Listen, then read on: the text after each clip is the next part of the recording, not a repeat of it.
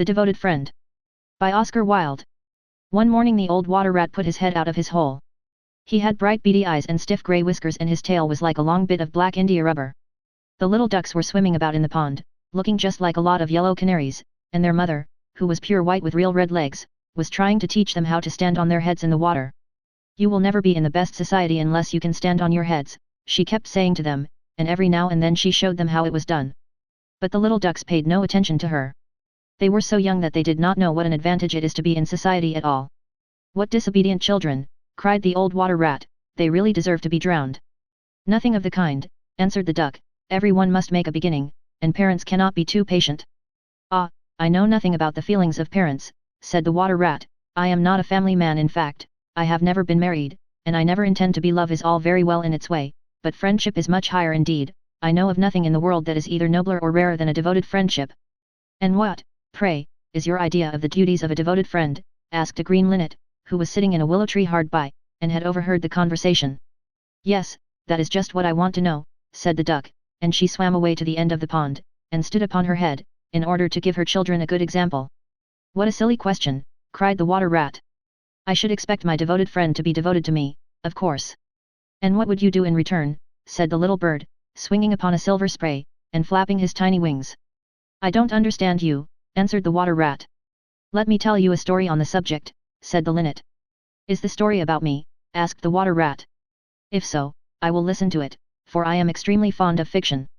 "It is applicable to you," answered the linnet, and he flew down, and alighting upon the bank, he told the story of the devoted friend. "Once upon a time," said the linnet, "there was an honest little fellow named Hans." "Was he very distinguished?" asked the water rat. "No," answered the linnet, "I don't think he was distinguished at all, except for his kind heart, and his funny round good-humoured face. He lived in a tiny cottage all by himself, and every day he worked in his garden. In all the countryside there was no garden so lovely as his. Sweet William grew there, and gilly flowers, and shepherd's purses, and fair maids of France. There were damask roses, and yellow roses, lilac crocuses, and gold, purple violets, and white columbine, and lady smock, marjoram, and wild basil, the cowslip, and the flower de luce, the daffodil, and the clove pink bloomed or blossomed in their proper order as the months went by, one flower taking another flower's place, so that there were always beautiful things to look at, and pleasant odors to smell. Little Hans had a great many friends, but the most devoted friend of all was Big Hugh the miller. Indeed, so devoted was the rich miller to little Hans, that he would never go by his garden without leaning over the wall and plucking a large nosegay, or a handful of sweet herbs, or filling his pockets with plums and cherries if it was the fruit season. "Real friends should have everything in common," the miller used to say, and little Hans nodded and smiled, and felt very proud of having a friend with such noble ideas. Sometimes, indeed, the neighbors thought it strange that the rich miller never gave little Hans anything in return, though he had 100 sacks of flour stored away in his mill, and 6 milch cows, and a large flock of woolly sheep, but Hans never troubled his head about these things, and nothing gave him greater pleasure than to listen to all the wonderful things the miller used to say about the unselfishness of true friendship. So little Hans worked away in his garden during the spring, the summer, and the autumn. He was very happy, but when the winter came, and he had no fruit or flowers to bring to the market, he suffered a good deal from cold and hunger, and often had to go to bed without any supper but a few dried pears or some hard nuts in the winter. Also, he was extremely lonely, as the miller never came to see him then. "There is no good in my going to see little Hans as long as the snow lasts," the miller used to say to his wife, "for when people are in trouble they should be left alone, and not be bothered by visitors. That at least is my idea about friendship, and I am sure I am right. So I shall wait till the spring comes, and then I shall pay him a visit, and he will be able to give me a large basket of primroses, and that will make him so happy." "You are certainly very thoughtful about others," answered the wife, as she sat in her comfortable armchair by the big pine wood fire. "Very thoughtful indeed. It is quite a treat to hear you talk about friendship. I am sure the clergyman himself could not say such beautiful things as you do, though he does live in a 3-storied house, and wear a gold ring on his little finger." "But could we not ask little Hans up here?" said the miller's youngest son. "If poor Hans is in trouble I will give him half my porridge, and show him my white rabbits."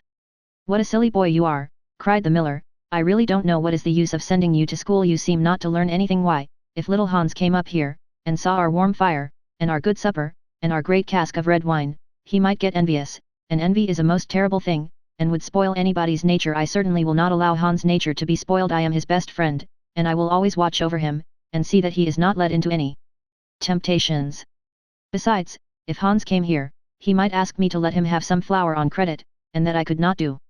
Flour is one thing, and friendship is another, and they should not be confused. Why, the words are spelt differently, and mean quite different things. Everybody can see that." "How well you talk," said the miller's wife, pouring herself out a large glass of warm ale. "Really I feel quite drowsy, it is just like being in church." "Lots of people act well," answered the miller, "but very few people talk well, which shows that talking is much the more difficult thing of the two, and much the finer thing also," and he looked sternly across the table at his little son, who felt so ashamed of himself that he hung his head down, and grew quite scarlet, and began to cry into his tea. "However, he was so young that you must excuse him." "Is that the end of the story?" asked the water rat. "Certainly not," answered the linnet, "that is the beginning." "Then you are quite behind the age," said the water rat. "Every good storyteller nowadays starts with the end, and then goes on to the beginning, and concludes with the middle. That is the new method. I heard all about it the other day from a critic who was walking round the pond with a young man. He spoke of the matter at great length, and I am sure he must have been right, for he had blue spectacles and a bald head, and whenever the young man made any remark, he always answered pooh. But pray go on with your story. I like the miller immensely. I have all kinds of beautiful sentiments myself, so there is a great sympathy between us." "Well," said the linnet, hopping now on one leg and now on the other, as soon as the winter was over, and the primroses began to open their pale yellow stars, the miller said to his wife that he would go down and see little Hans.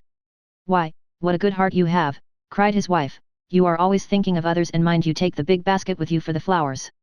So the miller tied the sails of the windmill together with a strong iron chain, and went down the hill with the basket on his arm. "Good morning, little Hans," said the miller. "Good morning," said Hans, leaning on his spade, and smiling from ear to ear.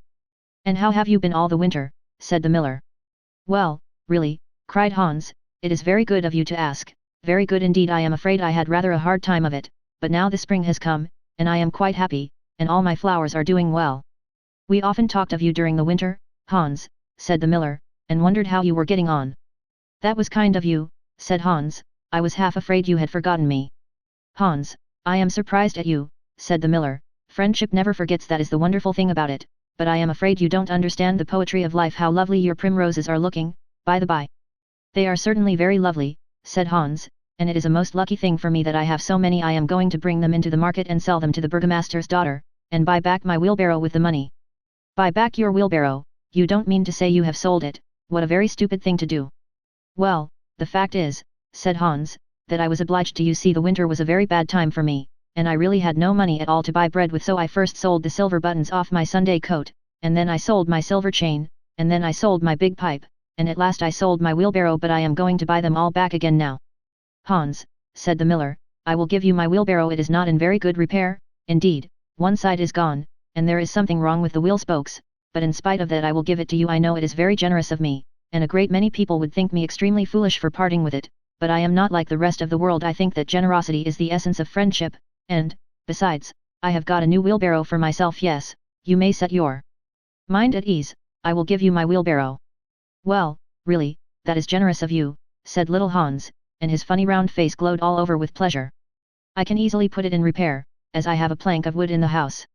"A plank of wood," said the miller, "why, that is just what I want for the roof of my barn. There is a very large hole in it, and the corn will all get damp if I don't stop it up." "How lucky you mentioned it. It is quite remarkable how one good action always breeds another. I have given you my wheelbarrow, and now you are going to give me your plank. Of course, the wheelbarrow is worth far more than the plank, but true, friendship never notices things like that. Pray get it at once, and I will set to work at my barn this very day." "Certainly," cried little Hans, and he ran into the shed and dragged the plank out. "It is not a very big plank," said the miller, looking at it, "and I am afraid that after I have mended my barn roof there won't be any left for you to mend the wheelbarrow with, but, of course, that is not my fault. And now, as I have given you my wheelbarrow, I am sure you would like to give me some flowers in return. Here is the basket, and mind you fill it quite full." "Quite full," said little Hans, rather sorrowfully, for it was really a very big basket, and he knew that if he filled it he would have no flowers left for the market, and he was very anxious to get his silver buttons back. "Well, really," answered the miller, "as I have given you my wheelbarrow, I don't think that it is much to ask you for a few flowers. I may be wrong, but I should have thought that friendship, true friendship, was quite free from selfishness of any kind." "My dear friend, my best friend," cried little Hans, "you are welcome to all the flowers in my garden. I would much sooner have your good opinion than my silver buttons any day." And he ran and plucked all his pretty primroses, and filled the miller's basket. "Goodbye, little Hans," said the miller, as he went up the hill with the plank on his shoulder, and the big basket in his hand. "Goodbye," said little Hans, and he began to dig away quite merrily, he was so pleased about the wheelbarrow. The next day he was nailing up some honeysuckle against the porch, when he heard the miller's voice calling to him from the road, so he jumped off the ladder, and ran down the garden, and looked over the wall. There was the miller with a large sack of flour on his back. "Dear little Hans," said the miller, would you mind carrying this sack of flour for me to market? Oh, I am so sorry, said Hans, but I am really very busy today. I have got all my creepers to nail up, and all my flowers to water, and all my grass to roll. Well, really, said the miller, I think that, considering that I am going to give you my wheelbarrow, it is rather unfriendly of you to refuse.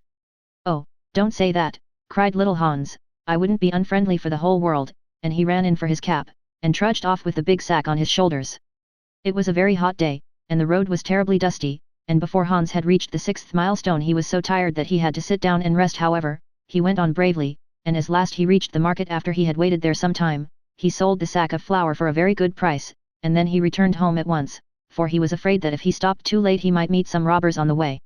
It has certainly been a hard day, said little Hans to himself as he was going to bed, but I am glad I did not refuse the miller, for he is my best friend, and, besides, he is going to give me his wheelbarrow. Early the next morning the miller came down to get the money for his sack of flour, but little Hans was so tired that he was still in bed. Upon my word, said the miller, you are very lazy really, considering that I am going to give you my wheelbarrow, I think you might work harder. Idleness is a great sin, and I certainly don't like any of my friends to be idle or sluggish. You must not mind my speaking quite plainly to you. Of course I should not dream of doing so if I were not your friend, but what is the good of friendship if one cannot say exactly what one means? Anybody can say charming things and try to please and to flatter, but a true friend always says unpleasant things, and does not mind giving pain. Indeed, if he is a really true friend he prefers it, for he knows that then he is doing good. I am very sorry, said little Hans, rubbing his eyes and pulling off his nightcap, but I was so tired that I thought I would lie in bed for a little time, and listen to the birds singing. Do you know that I always work better after hearing the birds sing? Well, I am glad of that, said the miller, clapping little Hans on the back, for I want you to come up to the mill as soon as you are dressed, and mend my barn roof for me. Poor little Hans was very anxious to go and work in his garden, for his flowers had not been watered for 2 days, but he did not like to refuse the miller, as he was such a good friend to him. Do you think it would be unfriendly of me if I said I was busy? He inquired in a shy and timid voice. Well, really, answered the miller, I do not think it is much to ask of you, considering that I am going to give you my wheelbarrow, but of course if you refuse I will go and do it myself. Oh, on no account, cried little Hans, and he jumped out of bed, and dressed himself, and went up to the barn. He worked there all day long, till sunset, and at sunset the miller came to see how he was getting on. Have you mended the hole in the roof yet, little Hans? Cried the miller in a cheery voice. It is quite mended, answered little Hans, coming down the ladder. Ah, said the miller, there is no work so delightful as the work one does for others. It is certainly a great privilege to hear you talk, answered little Hans, sitting down, and wiping his forehead, a very great privilege, but I am afraid I shall never have such beautiful ideas as you have. Oh, they will come to you, said the miller, but you must take more pains. At present you have only the practice of friendship, some day you will have the theory also. Do you really think I shall? Asked little Hans. I have no doubt of it, answered the miller, but now that you have mended the roof, you had better go home and rest, for I want you to drive my sheep to the mountain tomorrow. Poor little Hans was afraid to say anything to this, and early the next morning the miller brought his sheep round to the cottage, and Hans started off with them to the mountain. It took him the whole day to get there and back, and when he returned he was so tired that he went off to sleep in his chair, and did not wake up till it was broad daylight. What a delightful time I shall have in my garden, he said, and he went to work at once. But somehow he was never able to look after his flowers at all, for his friend the miller was always coming round and sending him off on long errands, or getting him to help at the mill. Little Hans was very much distressed at times, as he was afraid his flowers would think he had forgotten them, but he consoled himself by the reflection that the miller was his best friend. Besides, he used to say, he is going to give me his wheelbarrow, and that is an act of pure generosity.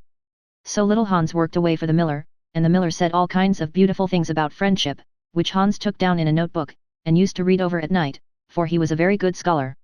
Now it happened that one evening little Hans was sitting by his fireside when a loud rap came at the door. It was a very wild night, and the wind was blowing and roaring round the house so terribly that at first he thought it was merely the storm, but a second rap came, and then a third, louder than any of the others. It is some poor traveller, said little Hans to himself, and he ran to the door. There stood the miller with a lantern in one hand and a big stick in the other. Dear little Hans, cried the miller, I am in great trouble. My little boy has fallen off a ladder and hurt himself, and I am going for the doctor, but he lives so far away, and it is such a bad night, that it has just occurred to me that it would be much better if you went instead of me. You know I am going to give you my wheelbarrow, and so, it is only fair that you should do something for me in return. Certainly, cried little Hans, I take it quite as a compliment your coming to me, and I will start off at once, but you must lend me your lantern, as the night is so dark that I am afraid I might fall into the ditch. I am very sorry, answered the miller, but it is my new lantern, and it would be a great loss to me if anything happened to it. Well, never mind, I will do without it, cried little Hans, and he took down his great fur coat, and his warm scarlet cap, and tied a muffler round his throat, and started off. What a dreadful storm it was! The night was so black that little Hans could hardly see, and the wind was so strong that he could scarcely stand. However, he was very courageous, and after he had been walking about 3 hours, he arrived at the doctor's house, and knocked at the door. "Who is there?" cried the doctor, putting his head out of his bedroom window. "Little Hans, doctor." "What do you want, little Hans?" "The miller's son has fallen from a ladder, and has hurt himself, and the miller wants you to come at once." "All right," said the doctor, and he ordered his horse, and his big boots, and his lantern, and came downstairs, and rode off in the direction of the miller's house, little Hans trudging behind him. But the storm grew worse and worse, and the rain fell in torrents, and little Hans could not see where he was going, or keep up with the horse. At last he lost his way, and wandered off on the moor, which was a very dangerous place, as it was full of deep holes, and there poor little Hans was drowned. His body was found the next day by some goatherds, floating in a great pool of water, and was brought back by them to the cottage. Everybody went to little Hans' funeral, as he was so popular, and the miller was the chief mourner.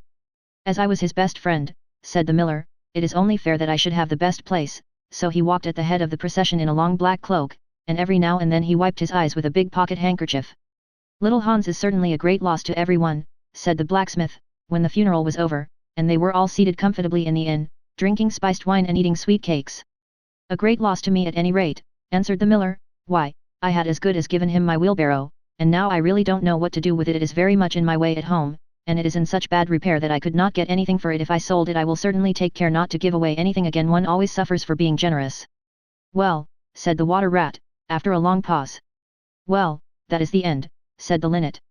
"But what became of the miller?" asked the water rat. "Oh, I really don't know," replied the linnet, "and I am sure that I don't care." "It is quite evident then that you have no sympathy in your nature," said the water rat. "I am afraid you don't quite see the moral of the story," remarked the linnet. "The what?" screamed the water rat. "The moral. Do you mean to say that the story has a moral?" "Certainly," said the linnet. "Well, really," said the water rat, in a very angry manner, "I think you should have told me that before you began. If you had done so, I certainly would not have listened to you. In fact, I should have said pooh, like the critic. However, I can say it now." So he shouted out pooh at the top of his voice, gave a whisk with his tail, and went back into his hole. "And how do you like the water rat?" asked the duck, who came paddling up some minutes afterwards. "He has a great many good points, but for my own part I have a mother's feelings, and I can never look at a confirmed bachelor without the tears coming into my eyes. I am rather afraid that I have annoyed him," answered the linnet. "The fact is, that I told him a story with a moral." "Ah, that is always a very dangerous thing to do," said the duck. "And I quite agree with her.